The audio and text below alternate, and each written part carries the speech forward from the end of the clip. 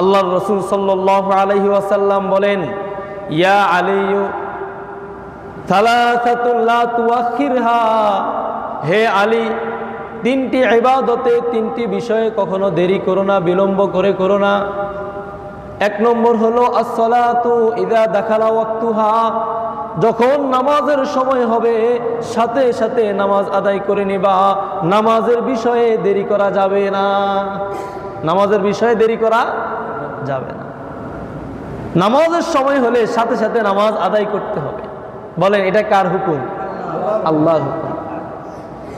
আল্লাহ রাসূল সাল্লাল্লাহু আলাইহি ওয়াসাল্লাম অন্য হাদিসের মধ্যে বলেন, ক্বালা রাসূলুল্লাহি সাল্লাল্লাহু আলাইহি ওয়াসাল্লাম, আস-সালাতু ইমাদুদ্দিন, ফামান আকামাহা ফাকাদ আকামাদ-দ্বীন, ওয়া মান হাদামাহা ফাকাদ হাদামাদ-দ্বীন, আও কামা ক্বালা আলাইহিস সালাওয়াতু ওয়াত তাসলিম।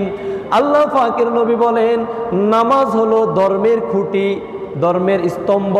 নামাজ হলো দ্বীনের খুঁটি, দ্বীনের ইমাদ, দ্বীনের স্তম্ভ।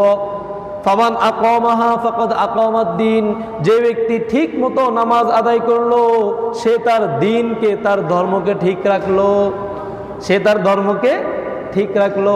ওয়া মান হাদামাহা ফাকাদ হাদামাদ-দ্বীন, আর যে ব্যক্তি ঠিক মতো নামাজ আদায় করে না, নামাজের সময় গাফলতি করে, এক সময়ের নামাজ অন্য সময়ে পড়ে, নামাজ কাজা করে, নামাজের ব্যাপারে সে বড় উদাসীন, নামাজের সময় হলে তার কাজের চাপ বেড়ে যায়, নামাজের সময় সে অজুহাত দেখায়, নামাজের সময় নামাজ পড়ে না, আল্লাহ পাকের নবী বলেন ফাকাদ হাদামাদ-দ্বীন, সে তার ধর্মের এই খুঁটিকে ধ্বংস করে ফেললো, যার ফলশ্রুতিতে তার দ্বীন ঠিক নাই, তার ঈমানও ঠিক নাই, তার ঈমান ঠিক নাই।